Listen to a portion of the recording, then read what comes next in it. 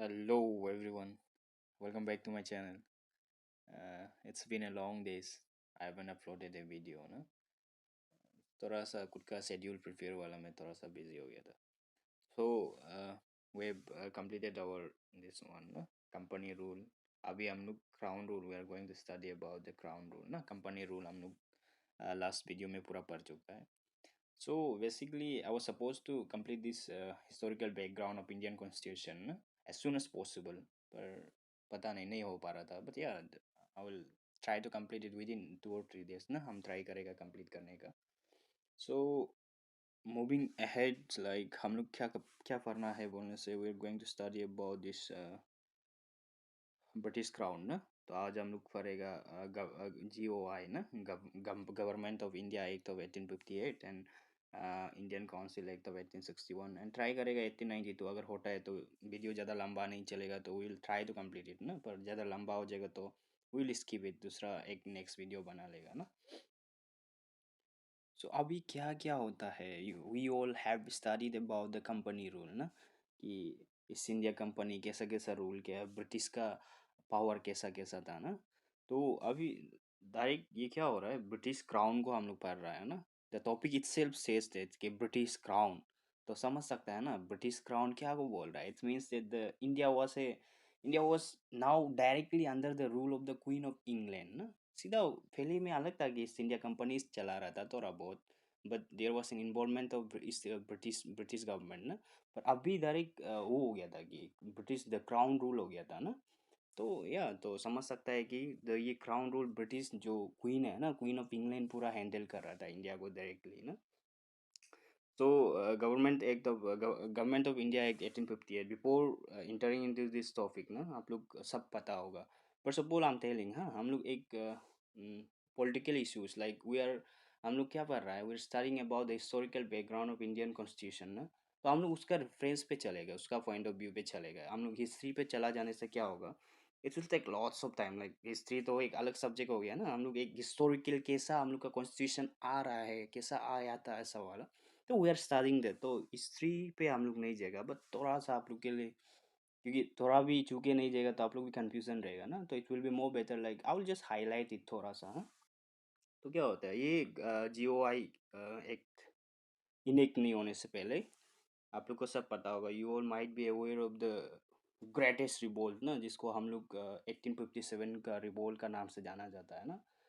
क्या क्या हो गया था कि ये रूलर्स ऑफ इंडियन स्टेट जो था, सिपोइस लोग था ना, जो जमींदार, पीजेंट्स, ट्रेडर, आर्टिसन, पंडित्स लोग था ना, everyone were adversely affected from the British East India Company. हाँ सब लोग अफेक्टेड था. हाँ ये 1857 नहीं होने से पहले, मतलब इसका कोजेस क्या है बोला जाने से, सब लोग अफेक्टेड था. पर क्या हो गया था, ये 1757 से लेके 1857 there was a numerous numbers of movement occurs in like this era ना. तो ये हिस्ट्री का पार्ट है, हाँ पता. हम थोड़ा सा हाईलाइट करते रहे क्योंकि आप लोगों को भी कंफ्यूजन ना हो ना. तो यहाँ में कुछ कुछ मोमेंट क्या क्या हुआ था हिस्ट्री पे आप लोग जाने से, रिलीजियस पॉलिटिकल वायलेंस हुआ था, ट्राइबल मूवमेंट हुआ था, पीजेंट अपराइजिंग ना, ये सब हुआ था, एंड सिविल रिविलियंस, ये सब हो रहा था. लेकिन बिफोर 1857 क्या हुआ था, ये सब बहुत जगह में हो रहा था, but British East India company क्या कर दिया था, उसको सप्रेस कर दिया था. बिकॉज दिस रिविलियंस जो मोमेंट हो रहा था, अपराइजिंग हो रहा था ना, वो लोकल इंडियन कैरेक्टर ना, इसका ये मतलब रहता है कि सब जितना भी रिविलियंस मोमेंट अपराइजिंग चल रहा था ना, एक उसका नेचर कैसा था, उसका कैरेक्टर कैसा था, लोकल था ना. वो लोग अपना अपना जगह पे मोमेंट चल रहा था, अपराइजिंग कुछ भी हो रहा था, लेकिन एक पर्टिकुलर जगह में नहीं चल रहा था कि सब मिल के ना एक पर्टिकुलर जगह में लगना है ऐसा वाला, ऐसा नहीं था ना. So revolt of 1857 is not that कि कुछ मोमेंट के लिए, एक दो मोमेंट का कारण से रिवोल्ट हुआ है, ऐसा नहीं है. 1757 से लेके 1857 तक 100 ईयर्स तक द ट्रेडर्स, द जमींदार, फीजेंट लोग जितना कुछ सहा है ना, वो गुस्सा एक एक साथ पूरा फूट गया था ना, जिसको हम लोग रिवोल्ट ऑफ 1857 बोलता है.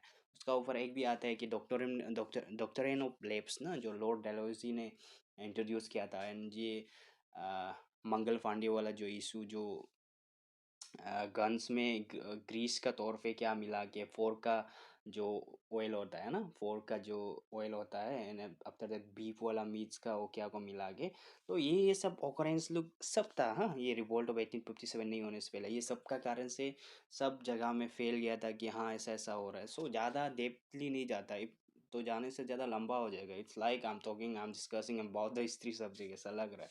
बट हम लोग का रेफरेंस, हम लोग का इंटेंशन एंड हम लोग का फोकस क्या है, पॉइंट ऑफ व्यू क्या रहेगा। We are studying about the historical background of Indian constitution ना, सो लेट इट बी ना। तो हम लोग टॉपिक पे जाता है, ज़्यादा हिस्ट्री डिस्कस नहीं करने से ज़्यादा बेटर रहेगा। इट्स एन अनदर सब्जेक्ट, तो हम लोग बाद में करने से कर लेगा ना।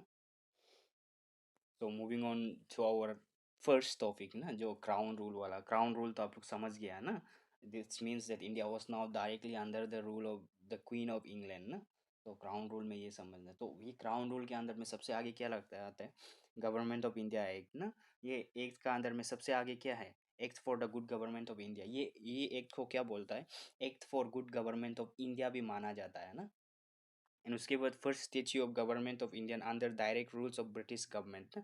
सिंपल सा है, पावर जो है क्या हो गया था, द ब्रिटिश क्राउन में पूरा ट्रांसफर हो गया था ना।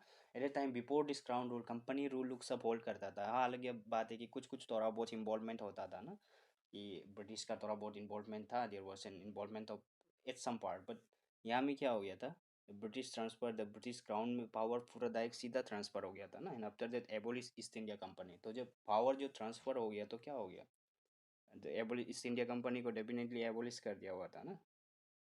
जब ईस्ट इंडिया कंपनी को एबोलिश कर दिया तब क्या होगा, हर एक चीज़ चेंज होना पड़ेगा ना।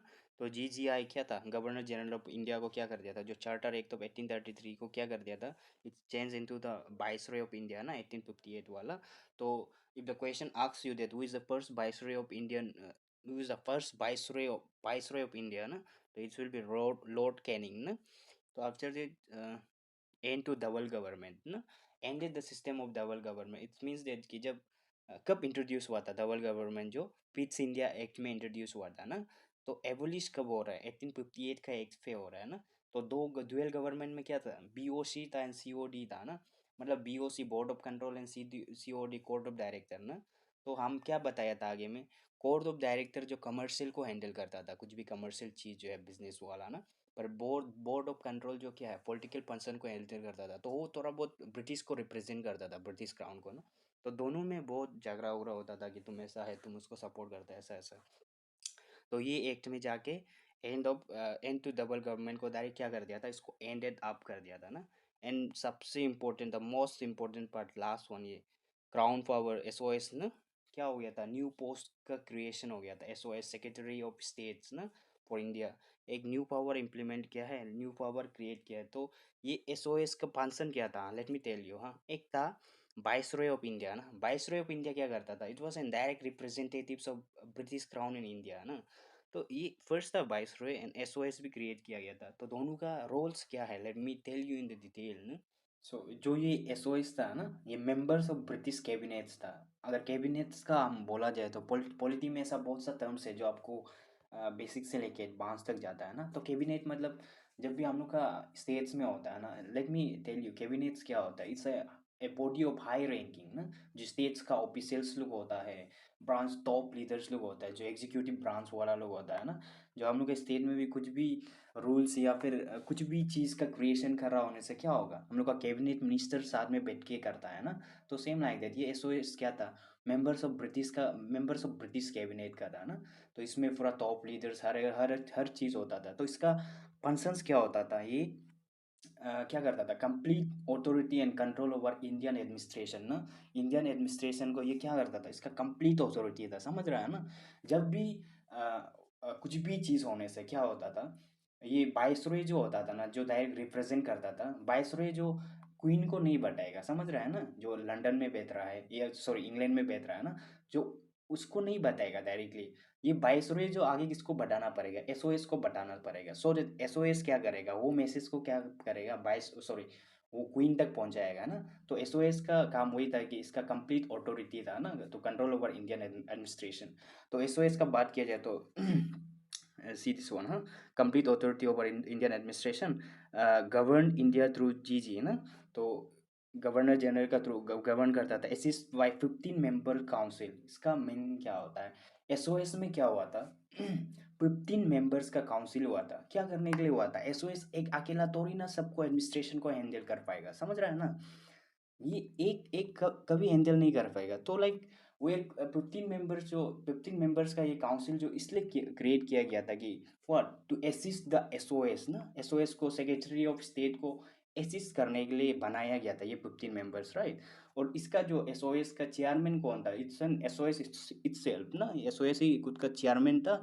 और यहाँ में 15 मेंबर्स का काउंसिल बनाया था जो इसको असिस्ट करेगा, इसको मदद मदद करेगा ना। तो ये 15 मेंबर्स का काउंसिल जो है ना, this members are just an advisory body. If they do like, अगर if they do something wrongs against the British, then या कुछ भी लीगल एक्शन भी इसका ऊपर ले सकता है। ये 15 मेंबर्स का काम सिर्फ एडवाइस देना है, एडवाइजरी बॉडी था, किसी को एसओएस को एडवाइस करना है कि यू हैव टू डू ऐसा वाला। इस पर कोई क्या नहीं था, हर डिसीजन तो एसओएस ही लेना था ना। और अगर ये 15 मेंबर्स से कुछ भी गलत भी करेगा ना अगेंस्ट द ब्रिटिश, तो लीगल एक्शन भी लिया जा सकता था। ये यही था ना द क्राउन रूल का सबसे first act, government of India act ना। आफ्टर दैट हम लोग का क्या आता है? काउंसिल ना, इंडियन काउंसिल एक्ट ऑफ 1861। तो today it's will be more better अगर याद तक रख देता है ना। ज़्यादा अगर वीडियो लंबा होगा लग रहा है, तो मेरा मोटिव ये, मेरा इंटेंशन ये है कि video must be in a short form ना, सो कि आप लोग whenever you are going to give any any competitive exam ना, आप लोग को रिवाइज करने में थोड़ा सा सिंपल होगा, क्योंकि लॉन्ग लेक्चर इज लाइक आप लोग कब खत्म तक नहीं देख सकता है ना। So I will discuss it in an like point wise, हाँ, सबको हम एक एक करके डिस्कस करेगा, but in a short duration ना, कंप्लीटली हम डिस्कस कर लेगा। So yeah this all for today. If you really love the way I'm doing, if you really appreciate the work which I'm doing, then please don't forget to subscribe my channel, like, share, सब कुछ कर दो क्या।